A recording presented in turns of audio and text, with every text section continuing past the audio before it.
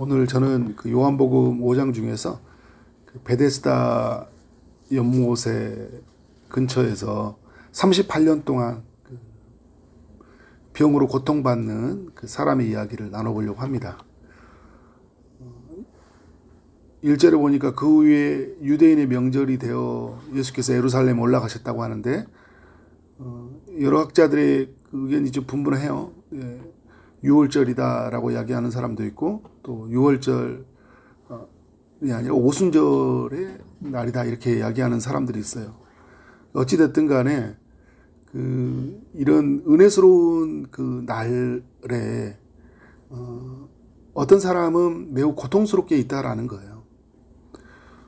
우리도 여러분 그렇죠. 우리가 뭐 주일날 막 어떤 사람은 기대하는 사람이 있지만 어떤 사람은 주일날 매우 힘들게 보내는 사람이 있어요. 몸이 아프거나 또 마음이 아프거나 또 여러 일들로 고난 속에 있는 사람들은 또 힘든 삶이 있죠. 2절에 보니까 예루살렘에 있는 양문 곁에 히브리 말로 베데스라는 못이 있는데 거기 행각 5이 있다. 그러니까 예루살렘에 여러 문들이 있죠. 여러 문들이 있는데 그런데 이제 그 양문이라고 하는 그 문은 이제 제사 드릴 때 양이나 소가 이제 들어가잖아요. 근데 그 문을 이제 양문이라고 이야기를 해요.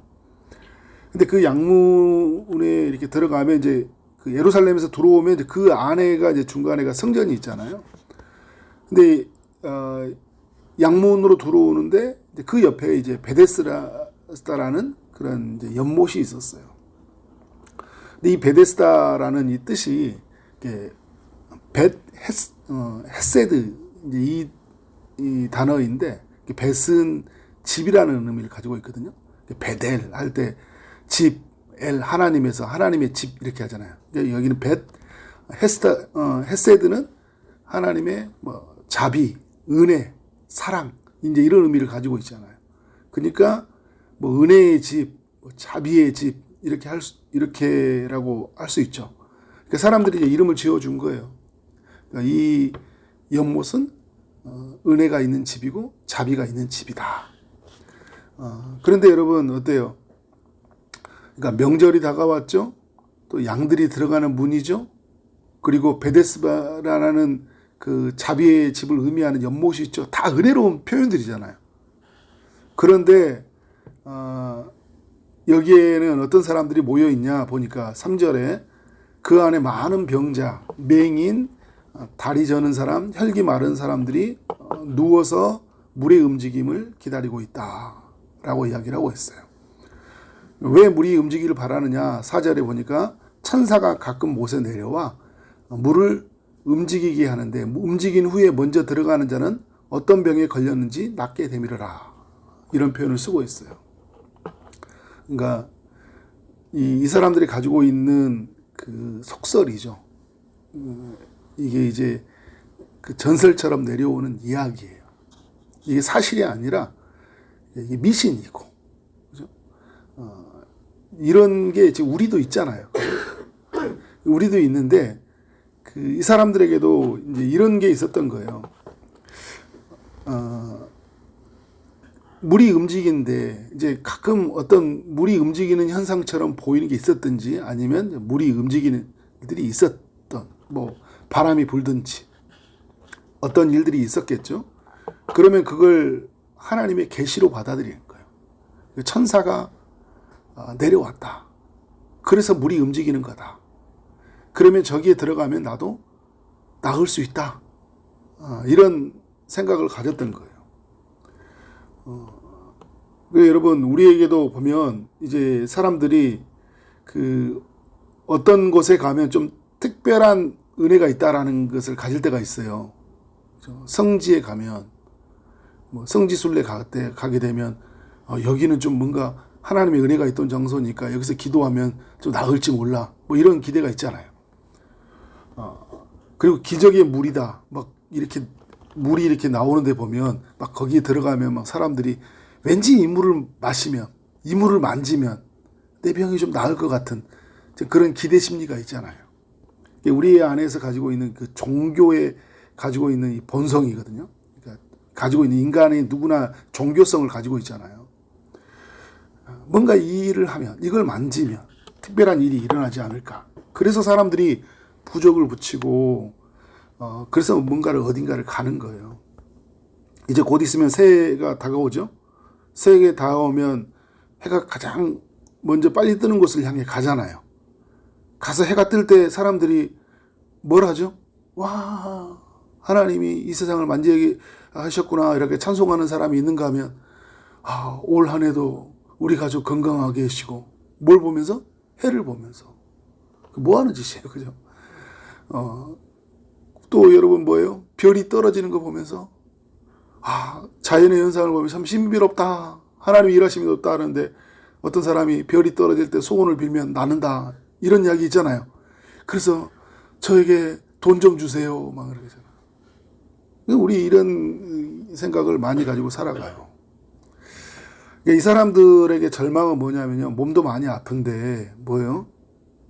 생각이 말씀으로 이루어져 있는 게 아니라 잘못된 정보, 그죠? 샤머니적인 생각들, 그죠? 이런 생각으로 삶을 살아가는 거예요. 그러니까 문제가 있는데 문제를 해결할 수 있는 것이 잘못되어져 있잖아요. 아프면 여러분 또 이런 행동을 하는 게 사람들 인간에 가지고 있는 이 연약한 본성이에요. 뭐라도 붙잡으려고 하잖아요. 그러나 여러분 우리가 뭐라도 붙잡으면 안 되는 거예요. 하나님의 사람들은요, 힘들고 어려울 때 아무거나 붙잡으면 안 돼요. 아무거나 생각하면 안 되는 거예요. 하나님이 무엇을 원하실까? 왜 나에게 고난을 허락하여 주셨을까? 우리는 누구를 향해 계속 가야 돼요? 하나님을 향해 가야 돼요. 그리고 하나님이 내게 무엇을 말씀하실까? 귀를 기울여야 돼요. 하나님을 바라봐야 돼요. 자꾸 누가 말해주는 소리에 거기에 반응하지 말고 하나님이 내게 뭘 원하는지 그렇게 반응해야 되겠죠. 근데 오늘 5절에 보니까 거기에 어떤 사람이 있습니까? 38년 된 병자가 있더라. 당시에 예수님 당시에 이 병자는 보면 이 남자라는 걸 알 수 있죠. 남자 수명이 굉장히 짧았어요. 40살 정도 살면 많이 살았다고 하더라고요. 전쟁으로 죽기도 하고, 그리고 이 남자의 수명이 길지 않았어요. 매우 짧은 수명을 살았는데 38년 동안 병을 앓았다면 이 사람은 전 인생이 아픈 인생이었다라는 것을 알 수 있죠. 근데 예수께서 그 사람을 어떻게 하셔요? 보셔요.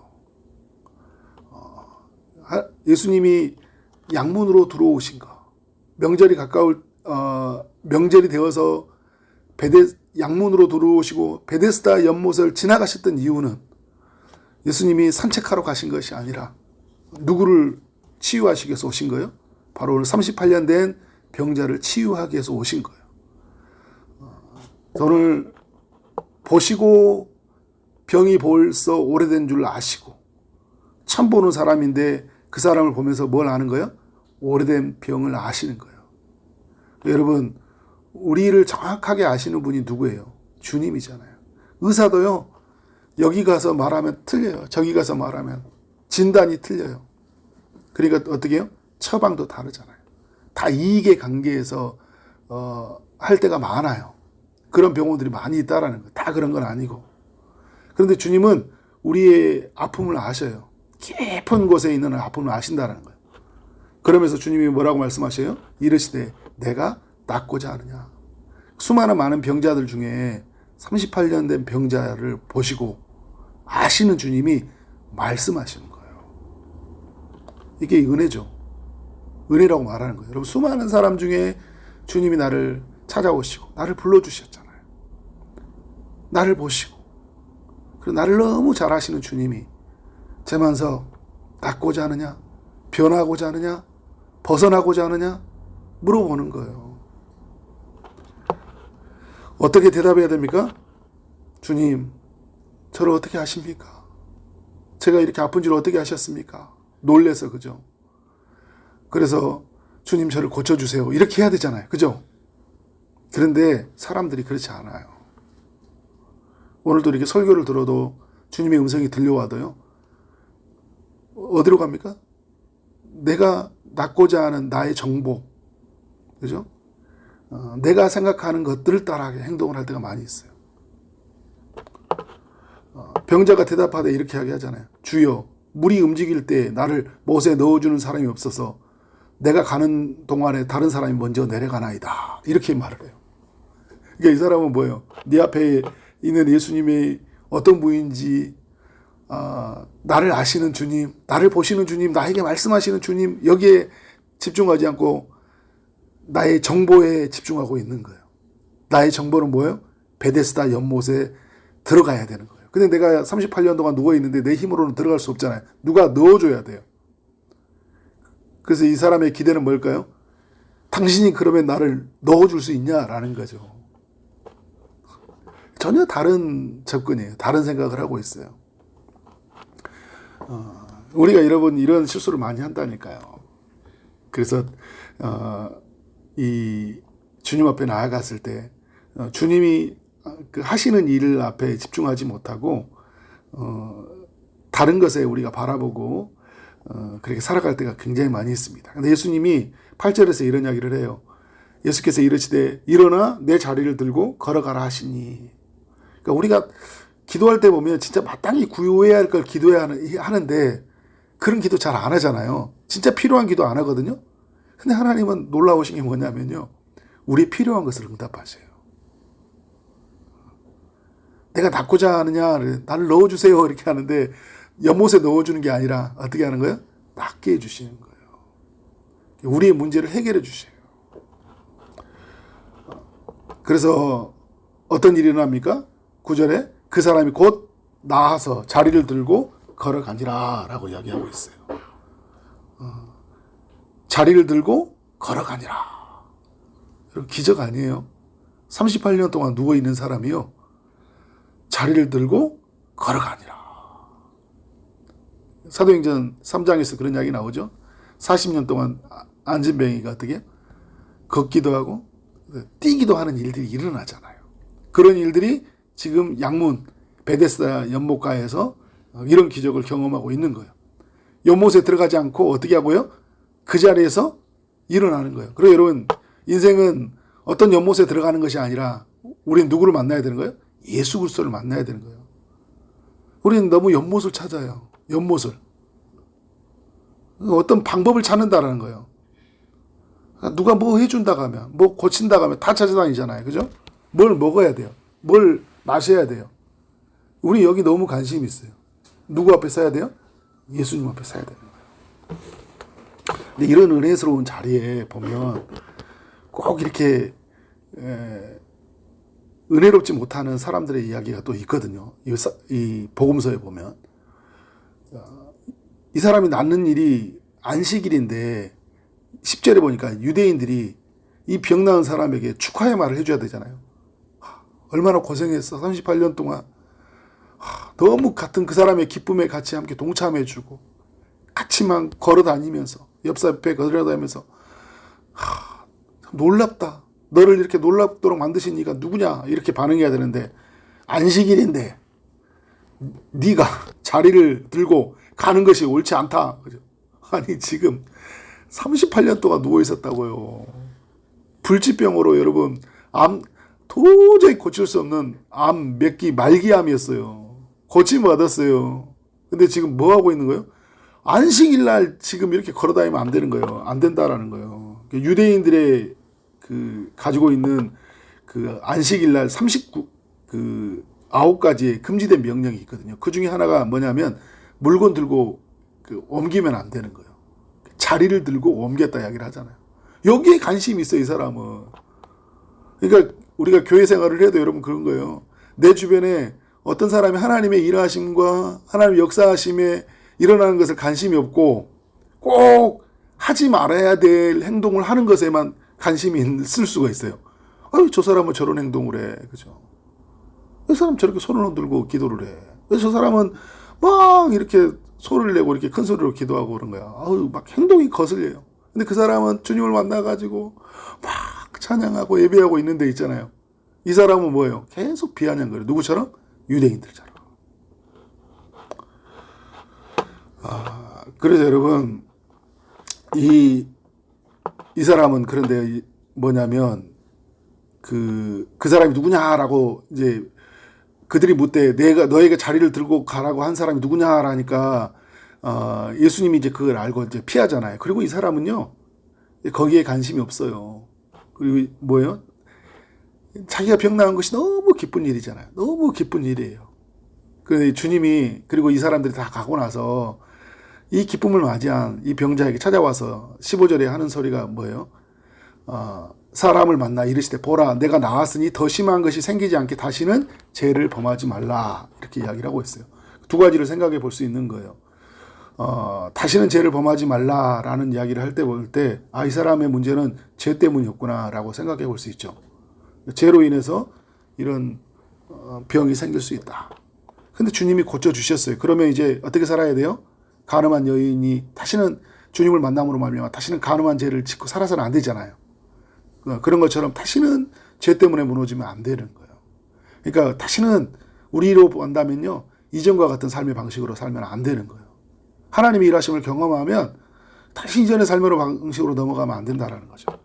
그리고 또 하나 생각해 볼 문제는 뭐냐면 이 사람은 죄 때문에 병에 걸리지 않을 수도 있어요. 그래서 요한복음의 8장에 보면 죄 때문에 일어난 일이라면 제 9장에 맹인된 사람은 어떻게 죄가 없이 태어난 사람도 있잖아요. 고침받을 수 그럼에도 불구하고 주님이 고쳐주시는 이야기가 있어요. 그런데 여러분 이렇게 하나님 고쳐주셨을 때 어떤 도구가 될 수 있냐면 죄를 짓는 도구가 될 수 있는 거예요. 이 사람이 아팠을 때 어떤 생각을 가졌을까요? 낫기만 하면 얼마나 좋을까. 나도 다른 사람처럼 걸어다니고 다른 사람처럼 저렇게 예배드리러 성전에 들어가고 이런 은혜스러운 생각만 하면 좋은데 낫고 나면 어떤 생각을 하냐면 남들이 가졌던 그 쾌락의 삶들 있잖아요. 하고 싶은 거 다 하고 내가 누리고 싶은 거 다 누리면서 하나님의 뜻과 상관없이 살고 싶은 그 인간의 본성이 있잖아요. 그죠? 그 본성에 자기도 따라가고 싶은 마음이 있다라는 거예요. 그러니까 우리의 몸을 어디에 들이지 말라는 거예요. 의의 도구가 돼야 되는데 우리가 불의의 도구가 되어버릴 수 있는 거예요. 그러니까 우리가 여러분 예수 그리스도 안에서 거듭났는데 하나님 은혜로 살려주신 이 몸이잖아요. 우리의 영혼이잖아요. 그런데 어떻게 해요? 하나님이 살려주신 은혜를 잊어버리고 죄의 도구가 될 수 있다라는 거예요. 그런 면에서 우리는 이 이야기가 굉장히 중요한 의미예요. 우리 예수 그리스도 안에서 치유받은 사람이잖아요. 영혼이 치유받은 사람들이거든요. 영혼이. 그리고 영혼이 이제 치유가 된 사람들인데 근데 우리가 죄의 도구로 될 수 있다. 여러 가지 교훈을 주고 있는 그 이야기가 오늘 베데스다에 있는 연못에 병든 환자, 고침받은 사람의 이야기입니다. 이 이야기가 오늘 우리에게 들려지는 우리에게 적용되어지는 이야기가 되기를 원하고 그래서 치유되어서 우리의 몸을 온전히 하나님께 드려지는 삶의 이야기로 만들어가기를 주의 이름으로 축원합니다. 기도하겠습니다. 하나님 감사합니다. 38년 동안 병으로 아팠던 사람 주님을 만남으로 치유된 이 이야기를 우리에게 들려주셔서 감사합니다. 우리는 주님을 만나기 전에 우리는 아픈 자들이었습니다. 우리는 죄로 인해서 고통받은 자들이었습니다. 주님이 우리를 치유해 주시니 감사합니다. 주님이 우리를 보시고 우리를 아시고 우리에게 말씀하심을 알고 더욱 주께로 가까이 나가는 삶이 되게 하여 주시고 우리가 치유받은 우리 인생이 죄의 도구가 아니라 은혜의 도구로 우리의 몸을 사용하도록 인도하여 주옵소서. 다시는 이전과 같이 죄 짓는 삶이 아니라 이제는 하나님의 뜻을 따라 살아가는 인생 되게 하여 주옵소서. 오늘도 여러 기도 제목을 가지고 기도하는 모든 심령에 주님이 찾아가시고 주님이 일하여 주실 줄 믿사옵고 예수 그리스도 이름으로 기도를 쌓옵나이다. 아멘.